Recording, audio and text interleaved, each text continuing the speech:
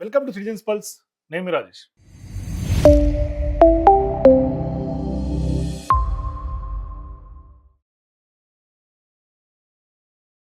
తెలంగాణ రాష్ట్ర రాజకీయాల్లో ఒక్కసారిగా కేసీఆర్ గారి సభ తర్వాత రాజకీయాలు మారిపోయినటువంటి పరిస్థితి. అంటే తెలంగాణ రాజకీయాలు కేసీఆర్ గారి సభకు ముందు, సభ తర్వాత అని రకంగా మాట్లాడాల్సినటువంటి నేపథ్యం. అంటే రేవంత్ రెడ్డి ప్రభుత్వం ఏర్పడి 2.5 సంవత్సరాల తర్వాత ఇవాళ వస్తున్నటువంటి వ్యతిరేకత, తర్వాత వస్తున్నటువంటి ప్రజల నుంచి వస్తున్నటువంటి అసంతృప్తి, అక్కడ గ్రౌండ్ లెవెల్‌లో రేవంత్ రెడ్డి ప్రభుత్వం వాళ్ళ యొక్క గవర్నెన్స్‌లో గాని, లేకుంటే సంక్షేమ పథకాల అమల్లో గాని, లేదంటే మాట తప్పినటువంటి నేపథ్యంలో వ్యక్తమవుతున్నటువంటి అంటే వాళ్ళు ఫెయిల్యూర్ అవుతున్నటువంటి విధానం చూసినా, లేదంటే ప్రజల నుంచి వస్తున్నటువంటి తిరుగుబాటు చూసినా, ఇట్లా చూసుకుంటా పోతే ప్రతిపక్ష పార్టీ హోదాలో ఇవాళ బీఆర్ఎస్ పార్టీ సక్సెస్‌ఫుల్‌గా ముందుకు దూసుకెళ్తున్నటువంటి నేపథ్యంలో, ఒక్కసారిగా గులాబీ గర్జన తర్వాత ఇవాళ బీఆర్ఎస్ పార్టీ కారు జోరు పెంచినటువంటి పరిస్థితి. అయితే ఇవాళ ఒక్కసారిగా చూస్తే బీఆర్ఎస్ పార్టీలో ధీమా పెరిగింది.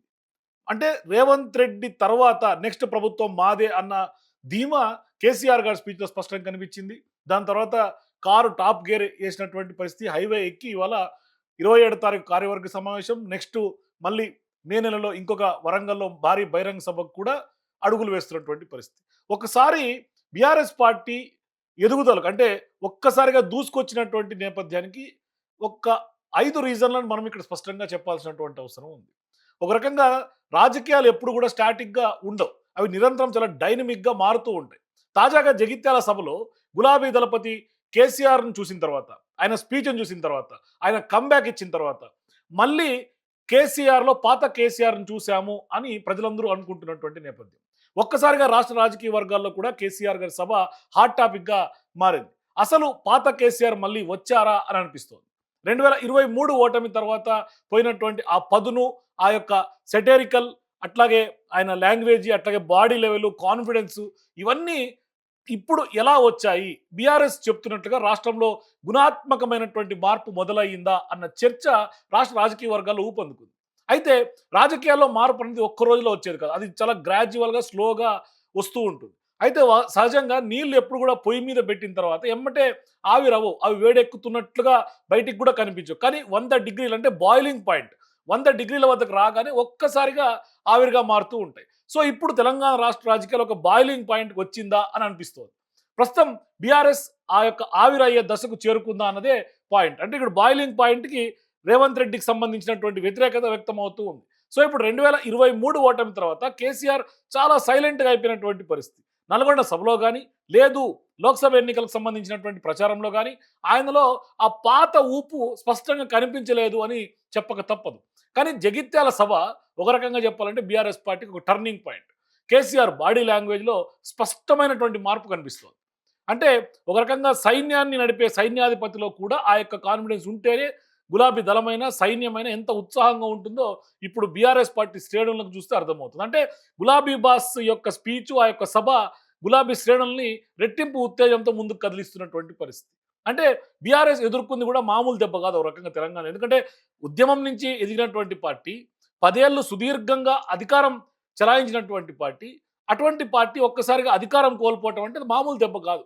దీనిని సహజంగా ఒక రకంగా చెప్పాలంటే అనీమియా అంటే రక్తహీనతతో పోల్చాల్సినటువంటి అవసరం ఉంది. రక్తహీనత అంటే ఏంటి? బ్లడ్ తగ్గిపోవటం. ఒక రకంగా చెప్పాలంటే ఓటమి తర్వాత బీఆర్ఎస్ పార్టీ మళ్ళీ ఈ స్టేజ్‌కి పుంజుకోవడానికి ఐసీయూ నుంచి మళ్ళీ ఒక్కసారిగా కమ్‌బ్యాక్ ఇచ్చినటువంటి పరిస్థితి. సో ఇప్పుడు 2018లో ఆనాడు 47% ఓట్లతో తిరుగులేని శక్తిగా ఉన్నటువంటి బీఆర్ఎస్ పార్టీ 2023 అసెంబ్లీ నాటికి 37% పడిపోయింది. అంటే దాదాపుగా 10% క్షీణత అక్కడ మనకు స్పష్టంగా కనిపిస్తోంది. అట్లాగే 2024 లోక్సభ ఎన్నికల నాటికి అది ఏకంగా 17%కి చేరుకుంది. మరి ఎట్లా తగ్గింది చూడండి. అంటే హిమోగ్లోబిన్ కనుక 13 పాయింట్ల నుంచి 4 పాయింట్లకు ఎట్లయితే పడిపోతే మనిషి ఏ విధంగా నీరసించిపోతారో ఆ విధంగా బీఆర్ఎస్ పార్టీ కూడా అలాగే నీరసించినటువంటి పరిస్థితి. ఒక్కసారిగా జవసత్వాలు పోయినట్టుగా అయిపోయింది.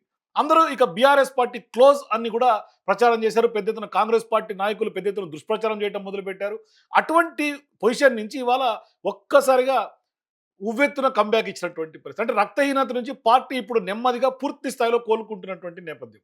సో ఇక్కడ స్పష్టంగా బీఆర్ఎస్ పార్టీకి ఏం మందులు పనిచేసేదో తెలియదు కానీ క్యాడర్ మాత్రం మళ్ళీ కేసీఆర్ గారి సభ తర్వాత ఒక్కసారిగా యాక్టివ్ అయితే అవుతోంది. బీఆర్ఎస్ పార్టీలో కూడా ఒక కొత్త ధీమా కనిపిస్తుంది. మరి ఆ ధీమాకు ప్రధానమైనటువంటి కారణాలు స్పష్టంగా మనం ఇక్కడ చెప్పాల్సినటువంటి అవసరం ఉంది. ఒకటి, అపోజిషన్ స్పేస్‌లో తన స్థానాన్ని తిరిగి దక్కించుకోవడం బీఆర్ఎస్ పార్టీ ఒక గొప్పతనంగా చెప్పాలి. అంటే 2024 లోక్సభ ఎన్నికల్లో 8 సీట్లు గెలిచినటువంటి బీజేపీ తామే ఇక రేవంత్ రెడ్డి ప్రభుత్వానికి ప్రత్యామ్నాయం అని అనిపించేలాగా ప్రజల్లోకి వెళ్ళింది. కానీ గత 2 ఏళ్లలో సీన్ రివర్స్ అయింది ఒక్కసారిగా. మరి జూబ్లీ హిల్స్ ఉప ఎన్నికల్లో బీజేపీకి డిపాజిట్ రాకపోవటం, మున్సిపల్ ఎన్నికలు గాని, లేదంటే పంచాయతీ ఎన్నికల్లో కూడా ఆ పార్టీ ఎక్కడ కూడా జాడ లేకపోవటం. మరి అదొక రకంగా చెప్పాలంటే బీఆర్ఎస్ పార్టీకి వరంగా మారింది. మరోవైపు బీఆర్ఎస్ పార్టీ చేస్తున్నటువంటి అనేక పోరాటాలు, ప్రజా సమస్యలపైన సమరభేరి మోగించటం. ఇట్లా చూసుకుంటా పోతే బీజేపీ ఆ విషయంలో వెనుకబడటం. మరి బీజేపీ నాయకులు 8 గ్రూపులుగా విడిపోవటం, అక్కడ స్పష్టమైనటువంటి నాయకత్వ కొంత నాయకత్వం కూడా లేకపోవటం, నాయకత్వ లోపం కనిపించటం. మరి ఇప్పుడు ఆ పార్టీని ఖచ్చితంగా రాష్ట్ర రాజకీయాల్లో లాస్ట్ స్టేజ్‌కి నెట్టేసింది. అంటే మూడో స్థానానికి పడేసింది. అంటే కాంగ్రెస్ తర్వాత నెక్స్ట్ బీఆర్ఎస్ అని చెప్పే విధంగా ప్రజలు అనుకుంటున్నటువంటి పరిస్థితి. అంటే సెమీఫైనల్ యుద్ధంలో బీజేపీని ఓడించి ఇప్పుడు ఫైనల్స్‌లో కాంగ్రెస్‌తో నేరుగా బీఆర్ఎస్ పార్టీ తలపడటానికి కేసీఆర్ గారు గ్రౌండ్ క్లియర్ చేసుకున్నట్టుగా స్పష్టంగా చెప్పొచ్చు. అంటే పైకి చూస్తే కాంగ్రెస్ ప్రతి ఎన్నిక గెలిచినట్లు కనిపిస్తూ ఉంటుంది. కానీ లోతుగా రాజకీయాలను విశ్లేషిస్తే ఆ విజయాలన్నీ కూడా పెద్దగా క్లీన్ స్వీప్ కావు. ఈవెన్ మున్సిపల్ ఎన్నికలు తీసుకున్నా, లేకుంటే అంతకుముందు జరిగినటువంటి బై ఎలక్షన్ తీసుకున్నా. ఎందుకంటే రేవంత్ రెడ్డి గారు పదే పదే చెప్తూ ఉంటారు. మొన్నటికి మొన్న కేసీఆర్ గారి గురించి ఆయన స్పీచ్‌లో మాట్లాడుతా ప్రతిపక్ష పార్టీ కూడా దక్కించే పరిస్థితి లేదు. జూబ్లీ హిల్స్ గెలిచేసాం, కంటోన్మెంట్ గెలిచేసాం, మున్సిపల్ ఎన్నికలు గెలిచేసాం అని అదరగొట్టాడు ఆయన. కానీ సీన్ కట్ చేస్తే ఇక్కడ ఆ యొక్క జూబ్లీ హిల్స్ విజయం ఒక మేనేజ్డ్ డెలివరీ లాగా కనిపిస్తుంది. ఎంఐఎం సపోర్ట్ చేయటం, అధికార యంత్రాంగం అండతో సాధించినటువంటి ఒక మొత్తం ప్రీ ప్లాన్డ్ విక్టరీ అది. అంటే యుద్ధంలో బలమైనటువంటి శత్రువు దాడి చేస్తున్నప్పుడు దెబ్బ తినకుండా నిలబడటమే ఒక పెద్ద విజయంగా మనం చెప్పొచ్చు. సో అటువంటి సందర్భాల్లో కాంగ్రెస్ అధికారంలో ఉండి కూడా సాధిస్తున్నటువంటి మెజారిటీల కంటే అపోజిషన్లో ఉండి బీఆర్ఎస్ పార్టీ కొంత హోల్డ్ నిలుపుకుంటున్నటువంటి నేపథ్యం, ఓట్ బ్యాంక్ శాతం ఎక్కువగానే కనిపిస్తుంది. అంటే బీఆర్ఎస్ తన మూలాలను స్పష్టంగా కాపాడుకోగలుగుతోంది. అయితే ప్రధానంగా కాంగ్రెస్ పార్టీ అధికారంలోకి వచ్చిన తర్వాత బీఆర్ఎస్ పార్టీ ఖాళీ అవుతుంది అందరూ అనుకుంటూ వచ్చినటువంటి నేపథ్యంలో వలసలు ఎవరైతే 10 మంది ఎమ్మెల్యేలు బీఆర్ఎస్లో గెలిచి కాంగ్రెస్ పార్టీలోకి వచ్చారో ఆ యొక్క వలసలను 10 ఎమ్మెల్యేల దగ్గరే ఆగిపోయినటువంటి పరిస్థితి. అక్కడ కూడా బీఆర్ఎస్ పార్టీ ఒక సక్సెస్ చెప్పుకోవచ్చు. అంటే రివర్స్ గేర్లో కాంగ్రెస్ నుంచి ఇవాళ నేతలు రివర్స్ వలసలు స్టార్ట్ అయినటువంటి నేపథ్యం. అంటే ఇవాళ కాంగ్రెస్ పార్టీ నుంచి బీఆర్ఎస్లోకి రావడం మొదలైంది. జీవన్ రెడ్డి లాంటి బలమైనటువంటి నాయకుడు బీఆర్ఎస్ వైపు చూస్తూ ఆయన పార్టీ మారి పెద్ద ఎత్తున ఇవాళ పార్టీ నైతిక విజయంగా చెప్పుకోవాల్సినటువంటి సందర్భం. మరొక వైపు ప్రజల్లో కాంగ్రెస్ పాలన పైన వస్తున్నటువంటి అసంతృప్తి, పెద్ద ఎత్తున తిరుగుబాటు మొదలవుతున్నటువంటి నేపథ్యం. ఇది బై ఎలక్షన్స్లో కూడా పూర్తిగా కనిపించకపోవచ్చు, కానీ లోపల మాత్రం ప్రజల్లో ఒక రకమైనటువంటి నెగిటివ్ ఒపీనియన్ మరుగుతూ ఉంది. ఇది అతి ముఖ్యమైనటువంటి అంశంగా మనం చెప్పాలి. మరి నెక్స్ట్ రాష్ట్రం యొక్క ఆర్థిక పరిస్థితి. జగిత్యాల సభలో కేసీఆర్ ఒక పక్కా ప్లాన్తో భూముల ధరలను సంబంధించినటువంటి ప్రస్తావన తీసుకొచ్చారు. అప్పుడు భూముల ధరలు ఎలా ఉండేవి, 10 ఏళ్ల పాటు బీఆర్ఎస్ పార్టీ పాలనలో ఏ విధంగా రియల్ ఎస్టేట్ ఉండేది, ఇప్పుడు రియల్ ఎస్టేట్ ఏమైంది అన్న ఆయన ప్రశ్నకు నేరుగా ఖచ్చితంగా ప్రతి ఒక్క సామాన్యుడిని తాకిందని చెప్పాలి. అంటే హైదరాబాద్ నుంచి మొదలు పెడితే గ్రామీణ ప్రాంత పల్లెల వరకు మార్కెట్లో ఇవాళ క్యాష్ రొటేషన్ అంటే డబ్బు చలామణి తగ్గిపోయింది.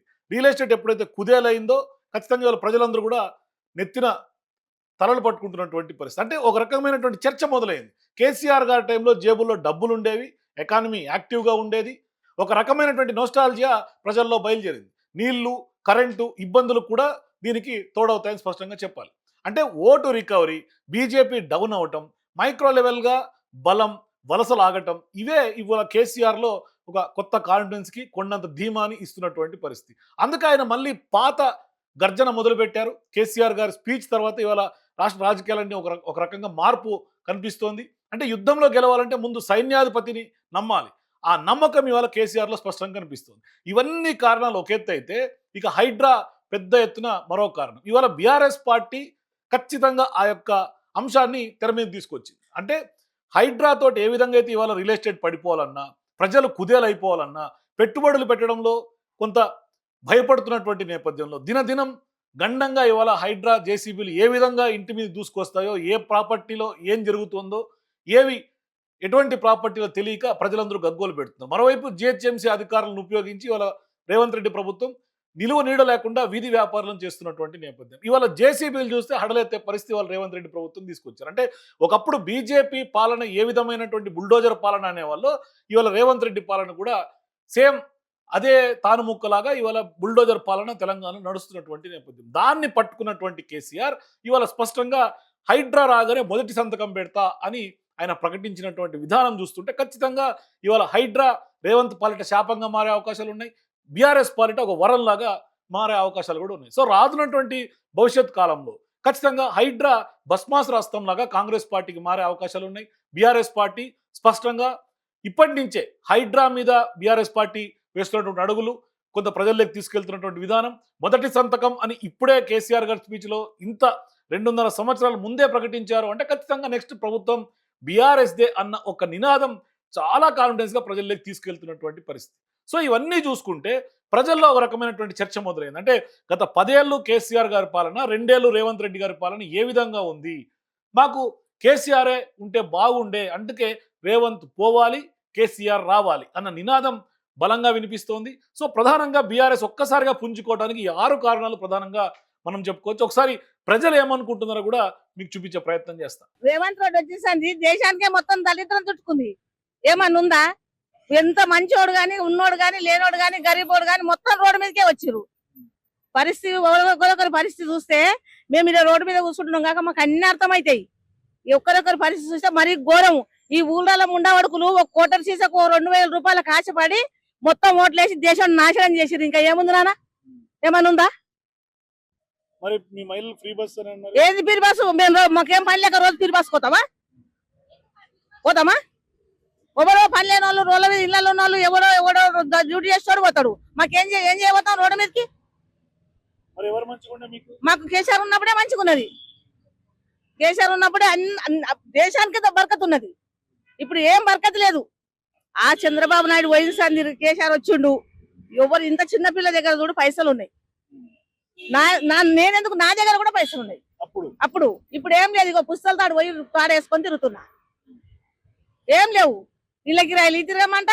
మళ్ళీ అది కూడా కొంతమందికి గ్యాస్ ఫీర్ ఇచ్చిండు, కొంతమందికి కరెంటు ఫీర్ ఇచ్చిండు, కొంతమందికి అది ఏం లేదు. ఏమున్నాయి నాన్న? ఏమన్నా ఉన్నాయా? ఆడ లక్షలు వచ్చి కోట్లు వచ్చి భూములు కొని ఆడ పెట్టుకుంటే దాంట్లో మొత్తం ధరలు పడగొట్టిండు. ఇప్పుడు వాళ్ళ పరిస్థితి ఏంది? ఇండ్లు అమ్ముకున్నా కూడా లేదు, పెళ్ళాని పిల్లలు అమ్ముకున్నా కూడా వాళ్ళ పరిస్థితి ఘోరంగా ఉంది. ఒకరొకరు పరిస్థితి చూస్తే ఘోరం ఉంది. బ్రహ్మంగా చెప్పిండు చెక్క పుస్తకాలు కట్టి పెళ్లిళ్ళు చేస్తే పరిస్థితి వస్తుందని చెప్పిరు. ఇగో ఈ రేవంత్ రెడ్డి వచ్చి ఆ పరిస్థితి అయింది. ఏమైందంటే 2 లక్షలు పెట్టారు బంగారం కొని గరీబోడు పుస్తకం కడతాడా నాన్న? మరి ఏం పెట్టి పెళ్లి చేస్తాడు? ఏం పెట్టి పుస్తకం కడతాడు? హైడ్రా అని అవని పేద పేదవాళ్ళు మూసి ప్రక్షాళన అని చెప్పేసి అన్ని ఇండ్లను గులగొడుతారు కదా సారు. దానివల్ల పబ్లిక్ లో చాలా వరకు ఈ గవర్నమెంట్ పోతే బాగుంటది, బీఆర్ఎస్ రావాలని కోరుకుంటున్నాం. ఈ కాంగ్రెస్ ప్రభుత్వం వచ్చిన వ్యాపారాలు బాగాలేదు సార్. ఏ బిజినెస్ అందరూ ఇబ్బంది పడుతున్నారు. సో చూసారు కదా తెలంగాణ ప్రజానీకం యొక్క మనోగతం. సో ఓవరాల్ గా చూసుకుంటే బీఆర్ఎస్ పార్టీ ఒక్కసారిగా పుంజుకుంటున్నటువంటి నేపథ్యం. సో నిజంగా కేసీఆర్ గారిలో పాత కేసీఆర్ ని చూసామని, లేదంటే ఆయన కాన్ఫిడెన్స్ లెవెల్స్ కి కారణాలు ఏమై ఉండొచ్చు? మీ అభిప్రాయాలు కూడా కింద నాకు కామెంట్స్ తెలియజేయండి. For more videos please watch citizens pulse.